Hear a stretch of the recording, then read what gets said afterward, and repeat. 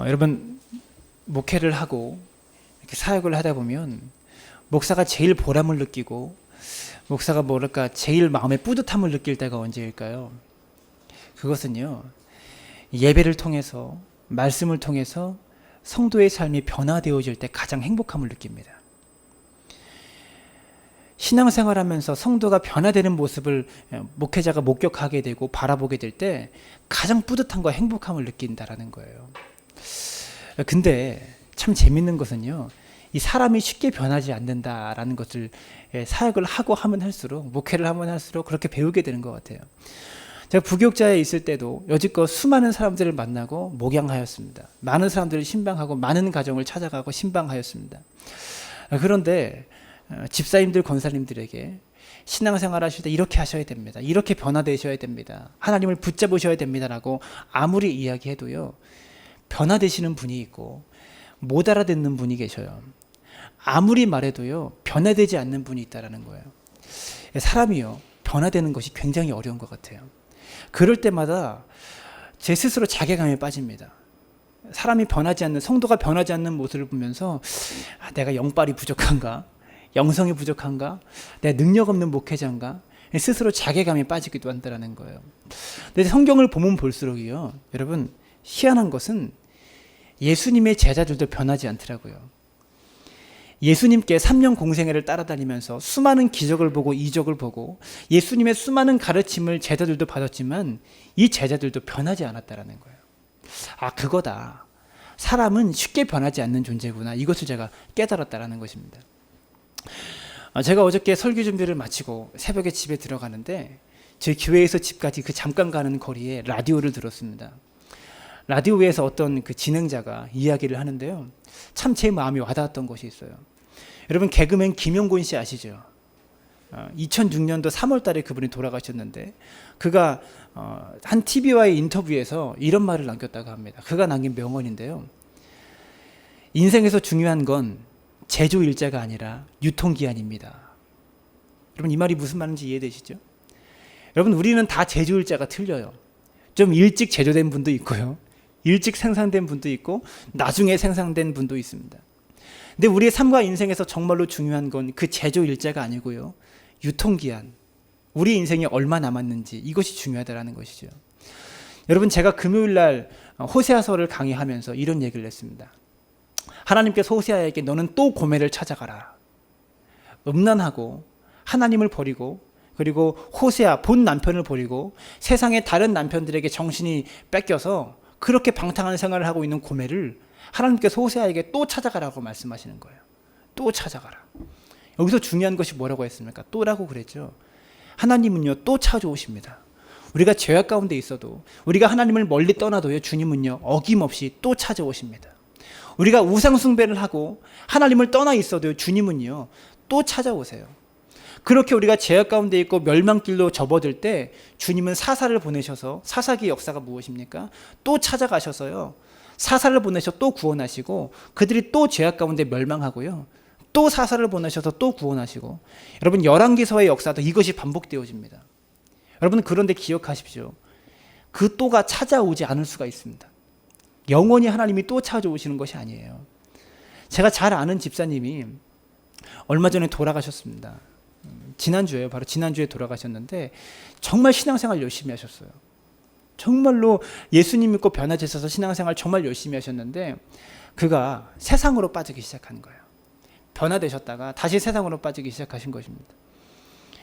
그러다가 세상에서 막 방황하고 즐겁게 놀고 있는데 갑자기 간암 선고를 받았어요. 얼마 남지 않았다 인생에. 돌아가시기 한 달은요, 중환자실에서 한 달을 보냈습니다. 중환자실이 하루에 얼마일까요? 30만 원이래요. 얼마나 가족들이 힘들었겠어요. 그 중환자실에서 옆에 사람들이 죽어나가시는 모습을 보면서, 나가는 모습을 보면서 하룻밤 자면 하루 한 사람이 돌아가시는 거예요. 목사님이 신방 갔는데, 저는 신방을 못 가고요, 목사님이 신방 갔는데 물어보더래요. 옆 사람 나갔어요? 이렇게 맨날 물어보시더래요. 그래서 그분이 중환자실에서 있으면서 하루에 3번 면회하는 그 시간 동안에 중환자실에서 만나는 사람마다 기도할 때 이렇게 기도했대요. 하나님 다시 한번 기회를 달라고. 다시 한번 기회를 달라고. 근데 하나님께서 그분에게 다시 한번 기회를 주시지 않았습니다. 여러분 기억하십시오. 유통기한 안에 변화되시길 바랍니다. 유통기한 안에 변화되셔야 돼요. 하나님께서 다시 기회를 주시고 싶으셔도요, 여러분 그 기회가 주지 않을 수가 있다라는 거예요. 늘 또 찾아오시는 분이 아니세요. 또 찾아오시고 또 찾아오시다가요, 주님이 어느 순간에 안 찾아오실 수 있다는 것을 기억할 수 있기를 부탁을 드립니다. 인생에서 중요한 건 여러분 생산 날짜가 아니고 제조일자가 아니고 유통기한입니다. 여러분 우리는요, 유통기한이 얼마 남지 않았다라는 마음으로 살아가야 돼요. 그 마음으로 살아가서 오늘 하루에 최선을 다해야 합니다. 그것이 믿음이고요, 그것이 신앙입니다. 저는 오늘요, 이 말씀을 통해서 변화에 대한 이야기를 하려고 합니다. 여러분 기독교는 변화의 종교입니다. 기독교는요, 변화의 종교예요. 오늘 본문도요, 물이 포도주로 변하는 사건을 통해서 예수님께서 변화시키시는 분, 기독교의 본질인 이 변화에 대해서 본문 속에서 이야기하고 싶다라는 것이죠. 여러분 믿음은 무엇이라고 생각합니까? 믿음은요, 히브리서 12장 2절에 보니까 믿음의 주요 온전케 하시는 이인 예수를 바라보자 이렇게 말하고 있습니다. 믿음은 무엇이냐면 바라보는 것입니다. 예수님을 바라보는 거예요. 우리가 어떤 환난을 만나고 고난을 만나서 이 고난 속에서 아무 걱정 없이, 아무 의심 없이, 전혀 어떠한 조금의 의심도 없이 하나님만 믿음으로 말미암아 이 문제가 바로 해결될 것이다. 내일 부도가 나는데 오늘 하나님을 믿기 때문에 아무 의심 없이 하나님께서 해결해 주실 것이다라고 편안하게 잠드는 것, 그것이 믿음이 아니고요, 환난과 고난과 아픔 속에서 끊임없이 예수를 바라보는 것을 믿음이라고 말하는 거예요. 여러분 이 땅에서 완벽한 믿음은 없습니다. 전혀 의심이 없는, 전혀 염려와 걱정이 없는 그런 완벽한 믿음은 없습니다. 믿음은 무엇이냐? 걱정과 염려와 근심 속에서 끊임없이 하나님을 바라보는 것을 믿음이라고 말한다라는 거예요. 오늘 본문도요, 이 혼인잔치를 치른 이 가정이 위기를 만납니다. 포도주가 떨어지는 위기를 만나요. 이 위기 가운데 이 가정이 이 위기를 헤쳐나갈 수 있고 이겨낼 수 있었던 방법은 무엇입니까? 이 가정에 예수님께서 이 혼인잔치 자리에 계셨기 때문이다라는 거예요. 오늘 본문의 변화에 관한 이야기를요, 1절부터 11절까지를 함께 나누면서 우리의 삶이 여러분 이 가나의 혼인잔치처럼 이렇게 변화되어지는 삶을 살 수 있기를 부탁을 드립니다. 2장 1절에 보니까 이렇게 말합니다. 사흘째 되던 날이라고 시작합니다. 사흘째 되던 날. 여러분 성경에서 사흘은요, 3일입니다. 우리의 시간으로. 사일이 4일이 아니고요, 사흘이 4일이 아니고 3일입니다. 이 사흘이, 이 3일이 언제인지를 알아야 돼요. 성경에서 중요한 것이 지명과 날짜거든요. 지명을 알아야 이동 경로가 나오고요, 날짜를 알아야 어떤 시간들이 나온다라는 거예요. 이 사흘이 언제부터의 사흘인가, 이것을 알아야 합니다. 이것을 알려면요, 요한복음 1장 19절로 거슬러 올라가야 됩니다. 1장 19절에 어떤 일이 일어나냐면 제사장과 레위인들이 찾아와 가지고요, 세례 요한에게 물어요. 당신이 누구입니까? 당신은 누굽니까? 라고 묻습니다. 내가 선지자냐? 내가 엘리야냐라고 세례 요한에게 물어요. 그때 세례 요한이 뭐라고 대답하냐면, 나는 선지자도 아니고 엘리야도 아니고 내 뒤에 오시는 분이 있는데 그는 나보다 능력이 엄청나게 크셔서 나는 그의 신발끈을 풀기도 감당하지 못할 자입니다. 그렇게 대답합니다. 그것이 첫째 날이에요. 첫째 날입니다. 그리고 1장 29절에 보면 이튿날이라고 나옵니다. 이 이튿날은 영어로 the next day입니다. 다음 날이에요. 그러니까 이 다음 날에 세례 요한이 나는 그분의 신발끈을 풀기도 감당하지 못할 자입니다라고 말한 것이 첫째 날이고요. 두 번째 날, 그 다음 날에 어떤 일이 일어나냐면 예수님께서 세례 요한을 찾아가셔서 세례를 받으십니다. 이것이 두 번째 날 있었던 사건이에요. 그리고 또 그 이튿날이라고 말합니다. 1장 35절에 또 이튿날. 그 다음 날, 세 번째 날 또 어떤 사건이 있냐면 세례 요한의 제자 중에 안드레와 베드로가 있습니다. 이 안드레와 베드로가 세례 요한의 제자에서 이제는 예수님의 제자가 되기로 작정한 날이 세 번째 날입니다. 그러니까 처음으로 예수님의 12제자 중에 안드레와 베드로를 만난 날이 세 번째 날이에요. 그리고 1장 43절에 보면 또 이튿날이라고 말합니다. 이 이튿날도 또 다음 날이에요. 네 번째 날이죠. 네 번째 날에 어떤 사건이 있냐면 예수님께서 갈릴리를 향해서 가시다가 이 길가에서 빌립이라는 사람을 만납니다. 이 빌립을 만나고 빌립이 내가 찾던 메시아다라고 놀라면서 메시아를 만났구나라고 놀라하기 시작하는 거예요. 그리고 이 빌립이 자기 친구 나다나엘에게 찾아갑니다. 나다나엘에게 찾아가서 내가 메시아를 만났다라고 전하니까요. 이 나다나엘이 어떤 반응이 일어나냐면 유명한 말을 남깁니다. 나사렛에서 무슨 선한 것이 날 수 있겠느냐. 이런 말을 남겨요. 그때 빌립이 뭐라고 말하냐면 와서 보라. 내가 메시아를 만났다. 너가 와서 보라. 이렇게 확신에 차고 강한 어조로 나다나엘에게 자기가 만난 예수님을 이야기합니다. 그때 나다나엘이 예수님을 찾아가서 만나죠. 그리고 이분이 진짜 메시아임을 확인하고 이 빌립과 나다나엘이 예수님을 따라가는 제자가 되어지는 것이 네 번째 날입니다. 나다나엘은 나중에 예수님의 제자 중에 바돌로메라는 사람이에요. 그러니까 첫째 날 내 뒤에 오시는 이는 나보다 크신 이인데 나는 그분의 신발끈을 풀기도 감당하지 못할 자입니다라고 대답한 것이 첫째 날이고요. 둘째 날에 예수님께서 세례를 받으시고요. 셋째 날에 안드레와 베드로가 예수님의 제자가 되고요. 넷째 날에 빌립과 이 바돌로메가 예수님의 제자가 되는 것이 넷째 날입니다. 그 뒤로부터 3일이 지났다라고 지금 말하고 있는 거예요. 이해가 되세요? 왜 이 사도 요한이 날짜를 정확하게 기술하면서 이 날짜를 정확하게 말하고 있는 것일까요? 여러분, 그것은요, 요한복음의 기록 목적에 있습니다.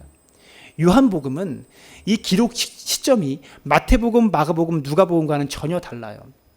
요한복음의 기록 목적은 무엇이냐면, 여러분, 예수님의 제자 중에서 제일 오래 산 사람이 누굴까요? 사도 요한이에요. 거의 100세 가까이를 살았대요.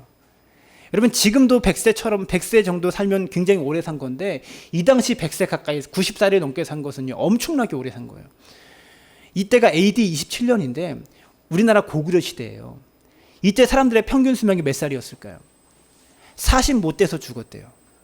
조선 왕조 때가 왕이 40대를 못 넘기고 죽었는데 이때 고구려는 한 30살? 이 정도의 평균 수명이었어요. 그런데 이때 90살이 넘게 살았다는 건 엄청나게 오래 산 거예요. 근데 문제가 생겼어요. 예수님이 계셨을 때 사람들이 예수님께 직접 예수님의 가르침을 배웠고 예수님의 기적을 보았고 직접 보았습니다. 근데 예수님께서 죽으시고 승천하시고 나니까 이제 누구에게 배우는 거예요? 예수님에 대한 가르침을? 예수님의 제자들에게 배우는 거예요. 근데 예수님의 제자들은 예수님을 직접 따라다녔기 때문에 예수님의 이야기와 가르침을 직접 배웠기 때문에 예수님에 대해서 정확하게 알고 있었고 잘 알고 있었어요. 근데 지금 이 세례 요한이 있는 이 시점은요, 예수님의 제자들도 다 죽어버렸습니다. 다 순교해서 이 땅에 없어요. 그리고 세례 요한은 그 예수님의 제자들한테 배웠던 그 제자의 제자, 그 제자의 제자가 살아있을, 활동할 그 시점까지 세례 요한은 살아있었어요. 세례 요한이 아니죠. 사도 요한은 살아있었어요. 그러니까 지금 이 시점은요, 예수님이 죽으시고 나서 60년 뒤의 일이에요. 부활하시고 승천하시고 나서 60년 내지 70년 뒤에 그런 일이라는 거예요. 그렇기 때문에 어떤 문제가 일어나냐면 예수님에 대해서 오해하는 사람이 생겨나는 거예요. 예수님의 사건에 대해서 정확하게 말하지 않고 예수님이 어떤 분이시다라는 것에 대해서 오해하고 그분이 과연 하나님의 아들이셨냐? 아니야. 그냥 좋은 선지자였고 좋은 선생으로서의 그런 한 사람이었어. 삶의 모범을 보인 분 중에 한 분이었어라고 그렇게 생각하는, 예수님에 대해서 오해하는 사람들이 생겨나기 시작하는 거예요. 그래서 사도 요한이 아니다. 나는 예수님의 사건을 직접 본 사람이고 예수님을 직접 목격한 사람인데 그분은 정말로 하나님의 아들이셨고 그분은 우리를 살리시기 위해서 이 땅에 오신 분이시다라고 그것을 말하기 위해서 예수님의 행하신 표적 7가지의 사건으로 그것을 중심으로 구성되어지는 것이 요한복음의 이야기입니다. 표적은요, 여러분, 기적과는 달라요. 기적은 무엇입니까? 영어로 미라클이에요. 표적은 사인입니다. 사인은 무엇입니까? 여러분, 야구를 보셨죠? 야구 감독이 막 이렇게 사인을 하잖아요. 막 이상한 동작을 취하면서 사인을 줍니다. 그러면 그냥 막 하는 것이 아니고요, 그 사인에는 어떤 의도가 숨겨져 있어요. 감독의 작전이 숨겨져 있고요. 기적은 그냥 기적을 보는 것이고 바뀌는 것이지만요, 이 표적 속에는요, 하나님의 메시지와 하나님의 사인이 담겨 있는 거예요. 자신을 드러내시고 하나님께서, 예수님께서 자신을 드러내시고 자신을 계시하시려는 그런 사인이 담겨져 있다는 거예요. 그래서 사도 요한은 기적이라고 말하지 않고 표적이라고 말합니다. 그 표적 7가지를 중심으로 기술해 나가는 것이 이 요한복음의 내용이라는 거예요. 그래서 여러분 마태복음을 읽고 마가복음을 읽으면요 어떤 느낌이 있냐면 마태복음을 읽었던 게 여기 마가복음에 또 나왔네, 똑같은 얘기를 왜 또 써놨지, 이런 느낌을 받으실 때가 있으셨을 겁니다. 성경을 안 읽어봐서 모르죠. 똑같은 얘기가 또 똑같이 기록된 것이 많이 있어요. 근데 요한복음은 전혀 달라요. 전혀 다른 이야기를 쓰고 있다라는 것이죠. 어쨌든 이 사도 요한은 나는 직접 목격한 사람이라는 것을 강조하기 위해서 사흘, 하루하루 이 날짜를 정말 정확하게 이야기하고 있다는 것이죠. 그런데 이 3일이 지난 뒤에, 그러니까 쉽게 말하면 지금 이 가나의 혼인잔치 이 사건은요 예수님의 사역 말기입니까 초기입니까? 사역 초기예요.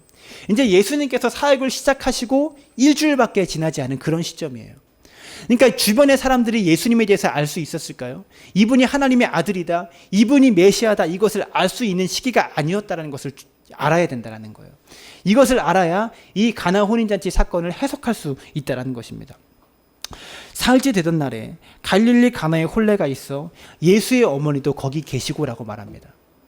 이 일주일이 지난 시점에 빌립과 나다나엘이 예수님을 쫓아간 지 3일이 지난 후에 갈릴리 가나라는 동네에 혼례가 있는 거예요. 근데 이 혼례에 예수님의 어머니도 정식으로 초청을 받은 것입니다. 여기서 거기 계시고라는 말은요 미완료형 시제로 쓰였습니다. 원어에. 이 말은 무엇이냐면 여기서 이전에도 계셨고 앞으로도 계실 것이다, 이런 말을 의미하는 거예요. 여러분, 그러니까 예수님의 어머니는요 이 혼인잔치에서 뭔가 중요한 역할을 맡고 있었던 사람이라는 거예요. 정식으로 초청을 받았기 때문에 이 혼인잔치의 가정과 잘 알고 있었고, 잘 알기 때문에 이 혼인잔치에서 뭔가 중요한 역할을, 중요한 일을 부탁받았다라는 사람이라는 것을 본문에서 이야기하고 있다는 것이죠. 2절에 보니까요 예수와 그 제자들도 혼례의 청함을 받았더니 이렇게 말합니다. 이 혼인잔치에 예수님과 그분의 제자, 지금 제자가 몇 명입니까? 4명이잖아요. 이 4명도 함께 초대를 받았다라고 이야기하고 있는 거예요. 어떻게 이 5명의 사람이 한꺼번에 같은 혼인잔치에 초대를 받을 수 있었나?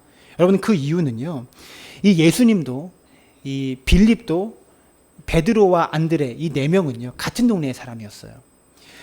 1장 44절에 보니까요 뭐라고 말하냐면 빌립은 안드레와 베드로와 한 동네 베세다 사람이라, 이렇게 말하고 있어요. 빌립이 빌립과 안드레와 베드로와 그 예수님, 이 4사람이요 같은 동네의 사람인 거예요. 이 혼인잔치가 갈릴리에서 열리잖아요. 그러니까 이 4사람과 이 혼인잔치에 이 호주되는 사람과 잘 아는 그런 관계에 있었던, 한 동네에 살고 있었던 그런 사람이었다라는 거예요. 그렇기 때문에 모두가 다 이 혼인잔치에 초청을 받을 수가 있었다라는 것이죠. 그냥 길 가다가 지나가다가 배고파서 들어간 것이 아니고요 정식으로 초대를 받았기 때문에 예수님과 제자들이 함께 갔다라는 것을 말하고 있다라는 것입니다. 근데 3절에 보니까 포도주가 떨어진지라 이렇게 말하고 있어요. 포도주가 떨어졌대요. 여러분, 유대인들에게요 포도주가 없다라는 것은 기쁨이 없다라는 것을 의미했습니다. 유대인들에게 포도주는 기쁨을 말해요.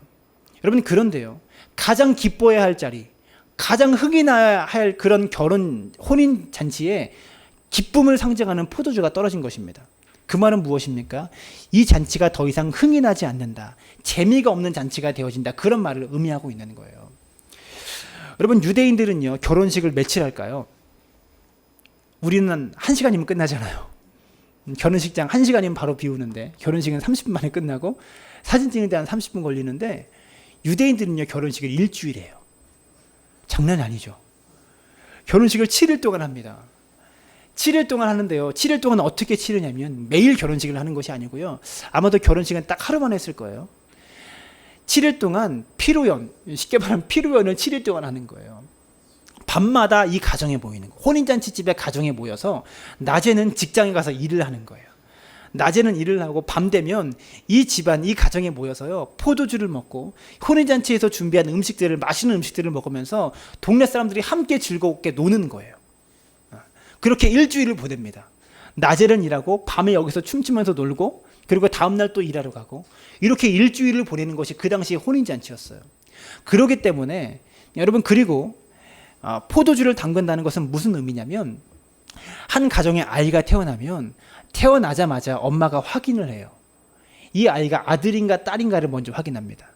그래서 이 아이가 딸이면 태어난 그 해부터 바로 포도주를 담그기 시작합니다. 유대인들은 보통 몇 세에 결혼하냐면 15살쯤에 결혼합니다. 15세에 결혼을 해요. 그러면 15세가 되었다는 것은 15세에 시집갔다는 것은 몇 병의 포도주를 가지고 혼인잔치를 한다는 거예요? 15병의 포도주를 가지고 혼인잔치를 한다는 거예요.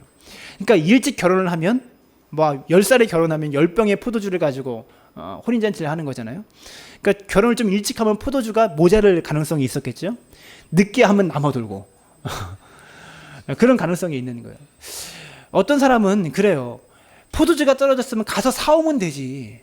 사오면 되지 뭘 포도주 가지고 걱정하느냐. 그렇게 말하시는 분이 있는데 성경을 모르는 거예요. 혼인잔치는요. 그 가정에서 이 혼인잔치를 위해서 포도주는 평생을 준비하는 거예요. 그 포도주를 사용해야 되는 거예요. 여러분 그리고 결혼식이 언제 하냐. 이 피로연은 낮에 열리는 것이 아니에요. 밤에 열려요. 밤에 어디 가서 포도주를 사와요. 지금 우리 세상은 전기가 있어서 밤에도 장사를 하잖아요. 근데 이때는요. 밤이면 다 껌껌해서 장사를 안 하는 그런 시기예요. 밤에 어디 가서 포도주를 사옵니까? 살 수도 없는 거죠. 유대인들은 결혼식을 일주일 합니다. 그렇기 때문에 좀 일찍 결혼하는 사람, 10살, 11살에 결혼하는 사람들은 한 4일, 5일쯤 되면 포도주가 떨어지는 일이 가끔씩 일어났다고 해요. 그래서 어떻게 하냐면 한 4일쯤 지나면 포도주에 물을 타기 시작하는 거예요. 그래서 양을 조절해서 포도주가 모자라지 않도록 양을 조절해서 이 연회장이 그렇게 갖다 주는 그런 일들을 했는데 예상치 못하게 다 예상을 하면서 그렇게 포도주를 내주는데 예상치 못하게 포도주가 갑자기 떨어져 버린 거예요. 여기서 떨어지다라는 말이요. 바닥을 보이다 그런 뜻입니다. 포도주가 아예 바닥을 보일 정도로 그렇게 다 떨어져 버렸다라는 것이죠. 그런데 3절에 포도주가 떨어진지라 예수의 어머니가 예수에게 이르되 저들에게 포도주가 없다 하니 이렇게 말합니다. 예수님에게 찾아가서 예수님의 어머니가 포도주가 떨어졌다라고 말하는 거예요. 그때 4절은 예수님께서 대답하십니다. 예수께서 이르시되 여자여 나와 무슨 상관이 있나이까 내 때가 아직 이르지 아니하였나이다 이렇게 말합니다. 여자여 나와 무슨 상관이 있나이까 내 때가 아직 이르지 아니하였나이다 이렇게 말하고 있어요. 여기서 내 때가 아직 이르지 아니하였나이다 이 말은 무슨 의미일까요? 쉽게 말하면 이거예요. 아직 저 사역 시작한 지 일주일밖에 되지 않았어요. 여러분 지금 이 자리에서 예수님의 그 전능하신 능력을 알고 있는 사람은 누구밖에 없어요? 엄마밖에 없어요. 어머니밖에 없어요. 예수님의 제자들도요. 예수님에 대한 확실한 믿음이 없이 지금 쫓아가고 있는 시기예요. 베드로와 안드레는 예수님 쫓아간 지 4일밖에 안 됐고요. 빌립과 나다나엘은 3일밖에 되지 않은 그런 상황이에요. 예수님의 제자들도 예수님에 대한 확신이 아직 서지 않을 그런 시기라고요. 이 자리에 있는 하인들도 여러분 그들이 믿음이 있어서 순종한 줄 아세요? 처음 보는 사람인 거예요. 다 예수님을 처음 보는 그런 사람인데 예수님의 어머니가 지금 막 밀고 있는 거야. 너의 능력을 한번 보여줘. 이렇게 하고 있는 장면. 상상이 되세요? 너는 하나님의 아들이잖아. 너의 능력을 한번 보여줘. 이렇게 말하는 거예요. 근데 예수님께서 뭐라고 말하냐면 내 때가 아직 이르지 아니하였나이다. 아직 때가 아닙니다. 이제 시작한 지 얼마 되지 않았습니다. 내 제자 만난 지 이제 4일밖에 되지 않았고 3일밖에 되지 않은 이런 상황에 제가 나섭니까? 이렇게 사양하고 있는 장면이죠. 그때 5절에 뭐라고 말하냐면 그의 어머니가 하인들에게 이르되 너희에게 무슨 말씀을 하시든지 그대로 하라 하니라. 예수님은 사양하셨어요. 근데 어머니가 강제로 지금 직진하고 있는, 고하고 있는 거예요. 하인들에게 찾아가서 너희에게 무슨 말씀을 하시든지 그대로 하라. 하인들에게 그냥 명령해 버리는 거죠. 다짜고짜. 그냥 강제로 예수님의 등을 떠밀고 있는 그런 상황이다라는 거예요. 여러분 여기서 또 중요한 것은요. 어머니가 하인들에게 말씀한 거, 명령한 거예요. 그러니까 이 어머니가요. 혼인잔치에서 뭔가 하인들에게 명령할 수 있는 그런 위치에 있었다는 것을 알 수 있다는 것이죠. 아들의 대답은 안중에도 없고 어머니가 그냥 예수님을 밀어붙이고 있는 그런 상황이다라는 거예요. 6절에 보니까 이렇게 말합니다. 거기 유대인의 정결 예식을 따라 두세 통 드는 돌 항아리 6이 놓였는지라. 유대인의 정결 예식에 따라 두세 통 들어가는 돌 항아리 6개가 놓여 있는 거예요. 비어 있는 돌 항아리가. 정결 예식이 무엇이냐면 유대인들은요. 밖에서 안으로 들어올 때 정결 예식을 행했습니다. 이게 예식이라고 해서 뭐 대단한 것 같은데 별거 아니에요. 하인들이 밖에서 안으로 들어오는 손님들에게 손님의 손과 발에 물을 따라주는 거예요. 바가지에다가 물을 이렇게 따라줘가지고 손을 씻고 발을 씻고 집 안으로 들어가는 것을 정결예식이라고 말하는 거예요. 이 혼인잔치를 시작하려면 반드시 정결예식을 해야 되는데 일터에 갔다가 들어오는 사람들이잖아요. 이 정결예식을 하기 위해서 물을, 사람의 인원수에 맞게 물을 예상해 놓고 준비해 놓는 거예요. 돌 항아리 6개를 준비해 놨습니다. 여기서 2-3통 들어가는 돌 항아리라고 말하는데요. 유대인들의 단위에서 한 통은요 40리터입니다. 그러니까 2-3통 들어가는 항아리 하나에 2-3통이 들어가면 여러분 한 통이 40리터니까 항아리 하나에 몇 리터가 들어가는 거예요? 80리터에서 120리터 정도 들어가는 거예요. 그러니까 100리터로 잡으면 되겠죠. 100리터 들어가는 돌 항아리 6개를 준비해 놓은 거예요. 사람들의 손과 발을 닦아주기 위해서. 근데 이 물이 다 써버린 거야. 600리터가 되는 어마어마한 물을. 여러분 손 씻는데 얼마나 씁니까? 발 씻는데 물 얼마나 써요? 한 바가지 쓰십니까? 그거 좀 넘게 쓰죠. 근데 히브리인들은요, 이 사람들은요, 물이 귀해요. 물을 많이 쓰지 않아요. 아껴 쓴다고요. 600리터면 어마어마한 양이에요. 어마어마한 양의 물. 여러분 그 물을 다 써버린 거예요. 그럼 무엇입니까? 이 가정은요, 혼인잔치에 올 손님들을 예상했던 것보다 훨씬 많이 왔다라는 것을 말하고 있는 거예요. 사람 수를 예상해서 음식을 준비하고 이 정결 예식을 행하기 위해서 넉넉하게 준비하는데 자기들이 예상했던 것보다 그 이상 더 왔다라는 것을 말해주고 있다는 거예요. 이 돌 항아리 6개가 다 비워졌습니다. 그때 7절에 예수께서 그들에게 이르시되 항아리에 물을 채우라 하신즉 아기까지 채우니 이렇게 말합니다. 갑자기 그 비어있는 돌 항아리에다가 물을 채우라고 말씀하시는 거예요. 여러분 생각해 보십시오. 지금 이들에게 필요한 것은 무엇입니까? 포도주예요. 포도주가 떨어져서 포도주가 필요한데 갑자기 물을 넣으라고 하는 거예요. 포도주 담궈보신 분은 알겠지만 여러분 포도주를 담글 때 필요한 재료가 뭐예요? 그래요. 포도하고 설탕만 있으면 돼요. 요즘은 효모를 조금 넣더라고요. 발효를 시키기 위해서. 포도주를 담그기 위해서 물은 전혀 필요가 없는 거예요. 전혀 쓸모없는 거예요. 물은 조금 더 들어가지 않아요. 포도하고 설탕만 있으면 포도주가 만들어지는 거예요. 근데 포도주와는 전혀 상관없는 물을 집어넣으라고 하는 거예요. 거기에다가 가득 채우라. 여러분 생각해 보세요. 이 하인들의 입장에서 어떻겠습니까? 짜증났을 겁니다. 왜냐하면 이 당시는 수도시설이 있거나 펌프가 있는 것이 아니에요. 물을 뜨려면 어떻게 해야 되냐면 마을의 중앙까지 가야 돼요. 마을 중앙에 있는 우물까지 가야 되는 거예요. 여러분 저는 잘 모르는데요. 우물을 길어오는 세대에 있었던 분들은 마을 중앙에 우물가까지 가는 것이 얼마나 먼 거리인지 여러분 아시잖아요. 가까이 문 열고 나가면 바로 앞에 있는 것이 아니에요. 몇백 미터를 걸어가야 되고요. 길게는 몇 킬로를 걸어갈 수 있어요. 그 거리가 얼마나 되는지는 모르겠는데요. 게다가요. 한 통에 40리터예요. 40리터. 여러분 우리가 이 기름 난로를 떼려고 그 기름통을 사잖아요. 들고 다니는 기름 넣는 그 기름통. 그게 한 통에 20리터예요. 그것도 무거워요. 들어보신 분은 알겠지만 그게 무거워요. 20리터인데. 40리터면 그거의 2배가 되는 무게예요. 그 통을 들고요. 마을 중앙까지 가야 되는 거예요. 제자들의 입장에서 어떻겠어요? 짜증나죠. 게다가 막 펌프도 아니고요.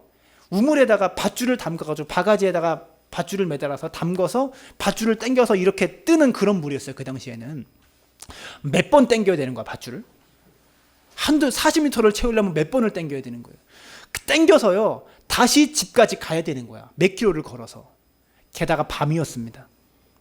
밤에는 어떻게 해야 됩니까? 낮에는 그냥 물만 들고 가면 되지만 밤에는 횃불을 들고 다녀야 돼요. 이 하인들의 입장에서 엄청 짜증나는 거예요. 게다가 처음 본 사람이야. 예수님은 처음 본 사람이에요. 처음 본 남자가 오더니 갑자기 전혀 상관없는 물을 채우라라고 말씀하고 있는 거예요. 어떤 분들이 어떤 예전에는요, 이 본문을 해석할 때 제자들이 믿음이 좋아서 이들이 순종했기 때문에 이런 기적의 역사가 나타났다라고 해석하시는 분들이 있어요. 그러나 여러분 이것은요, 이 본문은요, 하인들의 순종에 초점을 맞춘 본문이 아니에요. 하인들이 순종했기 때문에 기적이 일어났다고 보는 것이 아니고요. 이 본문은 무엇을 말하는 것이냐면요. 아직 하인들은요, 예수님을 처음 본 사람이에요. 예수님에 대해서 알지 못해요. 알지 못하는데 어떻게 순종해요? 처음 본 사람의 말에 어떻게 순종합니까?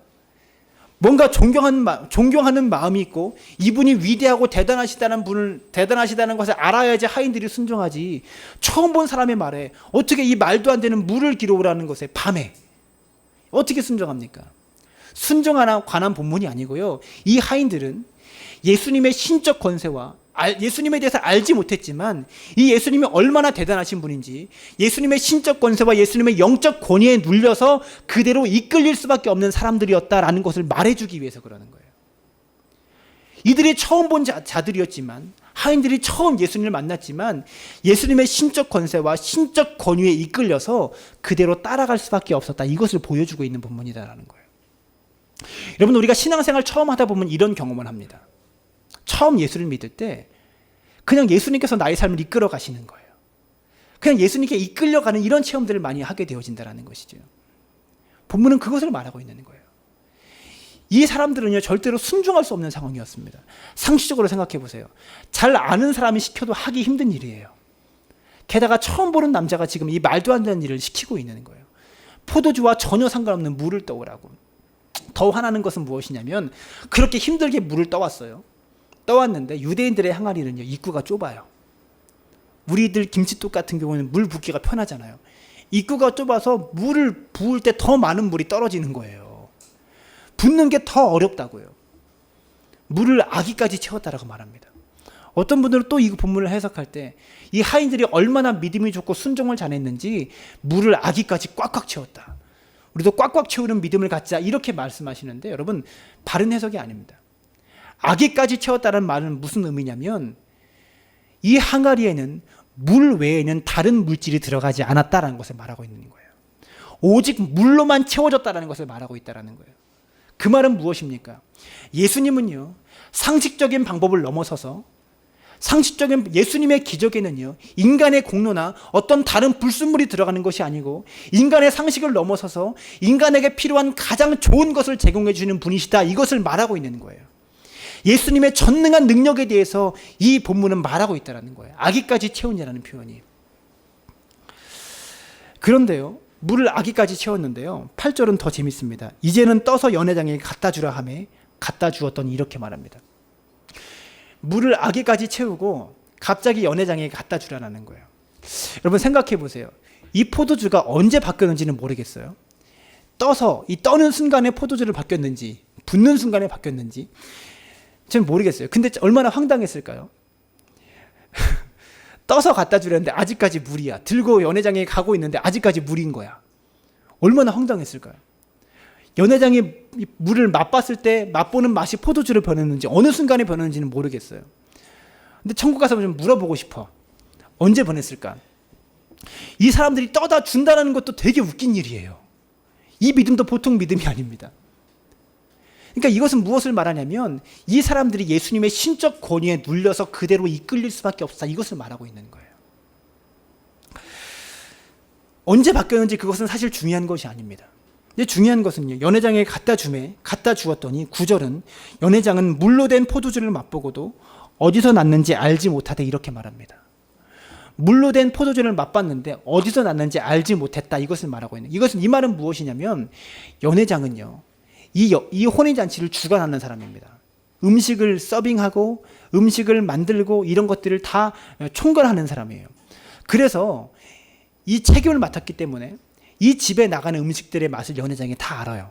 음식을 맛보고 이것은 갖다 줘라, 여기는 조미료를 더 넣어라, 이런 것들을 주관하는 사람이었기 때문에 이 집이 포도주를 담궈놨을 때 이 포도주의 맛을 연회장이 직접 맛보고 갖다 주는 거예요.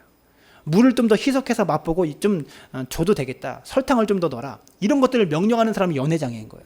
근데 연회장의 맛을 딱 봤는데 어디서 났는지 알지 못하더라. 이 말은 무슨 말이냐면 이 맛은 이 집 포도주가 아니네, 이 집에서 재배한 포도주가 아니야, 이 집이 담궈놓은 포도주 맛이 아니야, 이렇게 말하고 있는 거예요. 어디서 났는지 알지 못하되 그런데 물동은 하인들은 알더라. 그러면서 연회장이 신랑을 불러 말하되 먼저 좋은 포도주를 내고 취한 후에 낮은 것을 내거늘 그대는 지금까지 좋은 포도주를 주었다 하니라, 이렇게 말하고 있어요. 여러분, 1년 된 포도주가 맛있을까요? 15년 된 포도주가 맛있을까요? 15년 된 포도주가 맛있어요. 드셔보신 분 같아요, 여러분. 여러분, 그렇기 때문에 혼인잔치의 시작될 첫째 날은요 15년 산 포도주를 내놔요. 왜냐하면 첫날의 맛이 좋아야 사람들이 또 오잖아요. 그래서 첫째 날에 좋은 포도주를 내고 시간이 지나면 지날수록 안 좋은 포도주를 내는 거야. 왜냐하면 나중에 사람들이 좀 취하고 나면 오래된 포도주, 안 좋은 포도주를 내기도 하고 물을 섞어서 내기도 하고 그렇게 포도주를 냈어요. 그러면 사람들이 다 예상하는 거야. 한 이틀 지나고 3일쯤 지났으면 이제는 좀 질이 안 좋은 맛없는 포도주가 나오겠거니 이렇게 예상하는 거예요. 근데 맛을 봤는데 시간이 지날수록 이 집의 포도주는 더 맛있는 거야. 다른 집은 시간이 갈수록 포도주가 맛이 없는데 이 집의 포도주는 시간이 갈수록 맛있는 거예요. 이 신랑이 이런 칭찬을 듣고 있는 거예요. 포도주 제대로 준비하지 못해서, 혼인잔치를 제대로 준비하지 못해서 결혼식이 엉망진창이 될 뻔했어요. 다 망가질 뻔했어요. 여러분, 한 부부의 출발이라고 할 수 있는 결혼식이 망가지는 것은 여러분 가문의 패가 망신이에요. 많은 손님들을 초대해 놓고 결혼식을 못하게 되어지고 중간에 결혼식이 제대로 진행되지 않는 것은요 가문의 패가 망신인 거예요. 그럴 위기에 처했는데요, 이 집이요, 어쩌면 이 집은 가면 갈수록 포도주 맛이 더 좋냐, 어쩌면 이 집은 이렇게 좋은 집안이냐, 좋은 가문이냐라고 칭찬받고 있는 거예요. 어쩌면 이렇게 결혼식 준비를 잘했대, 이 집은 대단한 가문이네, 이렇게 칭찬받고 있는 거예요. 여러분 보십시오. 이 집안이 이런 칭찬받을 자격이 있는 가정이에요, 없는 가정이에요? 없어요. 이런 칭찬받을 때까지 이 가정이 혼인잔치를 위해서 준비한 것이 뭐가 있습니까? 포도주 하나 제대로 준비 못해서 가정과 가문이 패가망신할 그런 위기에 놓여 있었어요. 근데 이 가문이요 칭찬받고 있는 거예요. 사람들에게요. 이 집안 괜찮은 가문이네, 좋은 집안이네, 칭찬받고 있는 거예요. 이 집안은 칭찬받을 자격이 전혀 없는 집안이에요. 근데 왜 이 가정이 칭찬받고 있을까요? 이 혼인잔치의 자리에 예수님이 계셨기 때문에 그런 거예요. 이 혼인잔치의 자리 한가운데 주님이 계셨기 때문에 이 가정이 인생의 위기 가운데서 칭찬받는 가정으로 변화되어졌다는 것입니다. 여러분 기억하십시오. 여러분, 하나님의 기적과 하나님의 이적은 언제 일어나는 줄 아십니까? 우리 인생에 포도주가 떨어졌을 때 일어납니다. 이 가정에 포도주가 떨어지지 아니하였으면요 기적을 맛보지 못합니다. 포도주가 떨어졌다는 것은요 결혼식을 하는 부부에게 최악의 상황입니다. 결혼식을 진행할 수 없는 최악의 상황인 거예요. 그 최악의 상황 한가운데 예수님이 계셨기 때문에 여러분 최선의 상황으로 변화되어졌다는 것이죠. 이 기적을 통해서 우리가 배워야 될 것은 무엇입니까? 우리 인생의 포도주 떨어졌을 때, 우리가 여지껏 열심히 준비해놓은 우리 물질의 포도주가 떨어지고, 우리 경제의 포도주가 떨어지고, 내가 열심히 키워놓은 자녀의 포도주가 떨어졌을 때 그 삶의 문제 한가운데 주님이 계시면 문제가 해결되어진다는 것을 말하고 있는 거예요. 주님은 어떤 악한 상황 속에서도 그 악한 상황을 여러분 선한 상황, 최선의 상황으로 변화시킬 수 있는 분이 바로 주님이시라는 것을 기억할 수 있기를 바랍니다. 여러분 문제는 무엇입니까? 포도주가 떨어지는 것이 문제가 아니고요, 우리 가정에 주님이 계시느냐 계시지 않느냐 이것이 문제라는 것을 기억할 수 있기를 바랍니다. 물이 포도주라 변하는 사건은요 주님을 붙잡았을 때 일어났습니다. 주님이 이 가정에 계셨기 때문에 일어났다라는 것입니다. 여러분 제가 서두에 이런 말 했습니다. 믿음은 전혀 어떤 의심 없이 살아가는 것이 아니고, 어떤 염려와 걱정, 어떤 의심은 조금도 하지 않고 그냥 믿는 것이 믿음이 아니고, 믿음은 끊임없이 예수님을 바라보는 것이다라고 이야기했습니다. 여러분 삶의 문제 한가운데 늘 주님과 동행할 수 있는 믿음의 사람들 되어주시기를 부탁을 드립니다. 우리 인생의 포도주 떨어졌을 때 주님 계시면 그 문제 해결됩니다. 이런 믿음 가지고 늘 주님 붙잡는 믿음의 사람들 되어주시기를 주님의 이름으로 부탁을 드립니다. 여러분 미운 오리 새끼 이야기를 아십니까? 마지막으로 이 이야기를 하고 말씀의 결론을 맺고 싶습니다. 미운 안데르센 동화의 미운 오리 새끼 이야기를 보면요, 이 미운 오리 새끼가요 이 자신의 오리 형제들에게 왕따를 당해요. 못생겼다는 이유로, 남들과 다르게 생겼다는 이유로 왕따를 당합니다. 너는 왜 이렇게 못생겼니? 가정에서 박해를 받아요. 어머니까지 이 미운 오리 새끼를 미워합니다. 가정에서 이 학대와 왕따를 견디지 못해서 이 미운 오리 새끼가 가출을 합니다. 가출을 해가지고 우연히 어떤 할머니의 집에 들어갔어요. 할머니의 집에 들어갔는데 할머니가 사랑으로 보살펴주고 있는데 개와 고양이가, 그 집에 있는 개와 고양이가 이 미운 오리 새끼를 또 박대하고 학대하기 시작하는 거예요. 또 왕따 당하기 시작하는 거예요. 자신의 삶이 너무나 힘들어가지고 너무나 괴로워가지고 미운 오리 새끼가 물을 마시기 위해서 냇가로 갑니다.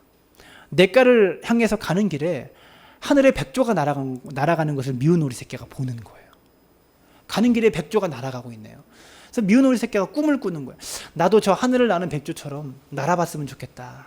저렇게 날고 싶다라고 꿈을 꿉니다. 냇가에 딱 도착했는데 냇가에 비친 자신의 얼굴을 보니까요, 이 미운 오리 새끼가 깜짝 놀라는 거예요. 왜냐하면 자신의 얼굴이 오리의 얼굴이 아니고 백조의 얼굴이었기 때문에 그래요. 그때 미운 오리 새끼가 깨닫습니다. 내가 오리가 아니고 백조였구나. 그리고 어떻게 합니까? 날개짓을 하기 시작해요. 그래서 그 미운 오리 새끼가 날개짓을 해서 하늘을 나는 백조로, 미운 오리 새끼에서 하늘을 나는 백조로 변화되어집니다. 여기서 질문입니다. 자신이 미운 오리 새끼가 아니고 백조였다는 사실을 아는 이 미운 오리 새끼가 하늘을 날아가고 나서 다시 그 미운 오리 새끼 둥지로 들어갔을까요? 안 들어갔죠. 동화에 그런 내용 안 나와요. 여러분 같으면 하늘을 나는 백조가 다시 옛날에 미운 오리 새끼의 생활로 들어가겠습니까? 안 간다는 거예요. 근데 왜 우리는 다시 둥지로 들어가냐고요. 하늘을 나는 존재라는 것을, 예수 그리스도의 사랑과 은혜를 통해서 우리가 변화되어지고 하늘을 나는 존재라는 것을 깨닫고 그렇게 살아가는 우리가 왜 다시 옛날에 오리둥지로 자꾸 들어가냐고요. 여러분 기억하시죠. 우리는 백조입니다. 백수와의 동의어인 그런 백조 말고요. 우리는 하늘을 나는 존재의 신분이라는 거예요. 하늘을 나는 존재라는 것을 깨달은 사람이 왜 다시 옛날에 미운 오리 새끼 그 둥지로 다시 들어가서 그렇게 살고 있냐라는 것이죠. 여러분, 우리는 하늘을 나는 존재라는 것을 깨닫고 영원히 하늘을 나르며 살아가십시오. 우리 인생에 중요한 것은 제조일 때보다 유통기한입니다. 유통기한 안에 변화될 수 있는 믿음의 사람들 되어주시길 부탁을 드립니다. 다시 또의 기회가 영원히 우리에게 오지 않을 수 있습니다.